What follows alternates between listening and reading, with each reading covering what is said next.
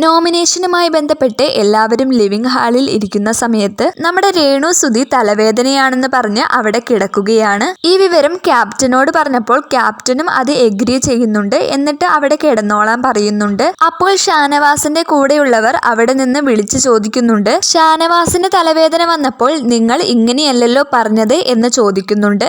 അപ്പോൾ ക്യാപ്റ്റൻ അനീഷ് മറുപടി പറയുന്നുണ്ട്, ഇതെനിക്ക് ജെന്യുവൻ ആയിട്ട് തോന്നി, ഷാനവാസിന്റെ കേസ് എന്നോട് പറഞ്ഞില്ല എന്ന്. അപ്പോൾ അതെന്താ ജെന്യുവൻ അല്ലേ എന്നൊക്കെ പറഞ്ഞുകൊണ്ട് അവിടെയും വാക്കുതർക്കങ്ങളൊക്കെ ഉണ്ടായി. പിന്നീട് ബിഗ് ബോസ് അവിടെ നിന്ന് എല്ലാവരോടും പോയിക്കോളാൻ പറഞ്ഞപ്പോൾ രേണു സുധി അങ്ങോട്ടും ഇങ്ങോട്ടും നടക്കുന്നത് കണ്ടിട്ട് നമ്മുടെ അഭിലാഷ് വന്നിട്ട് ഓരോരുത്തരോടും പറയുന്നുണ്ട്, എന്താ ഇപ്പോൾ ഇവൾക്ക് തലവേദനയില്ലേ, ഒരു സെക്കൻഡ് കൊണ്ട് തലവേദന മാറിയോ? അങ്ങനെ പറഞ്ഞിട്ട് നമ്മുടെ അഭിലാഷും അപ്പാനിയും കൂടി നമ്മുടെ രേണുവിന്റെ അടുത്ത് ചോദിക്കുകയാണ്. അപ്പോൾ രേണു പറയുന്നുണ്ട്, ഇല്ലടാ എനിക്ക് തലവേദനയാണെന്ന്. പിന്നീട് അങ്ങോട്ടും ഇങ്ങോട്ടും ഈ കാര്യങ്ങളെല്ലാം പറഞ്ഞുകൊണ്ട് അഭിലാഷ് രേണുവിന്റെ അടുത്ത് നിനക്ക് തലവേദനയില്ല, അങ്ങനെയാണ് ഇങ്ങനെയാണ് എന്നൊക്കെ പറഞ്ഞുകൊണ്ട് തർക്കമുണ്ടാവുകയാണ്. അതിനിടയിൽ ക്യാപ്റ്റൻ എന്ന നിലയിൽ അനീഷ് വരുന്നുണ്ട്. അങ്ങനെ അനീഷും അഭിലാഷും കൂടി ഫൈറ്റ് ആവുകയാണ്.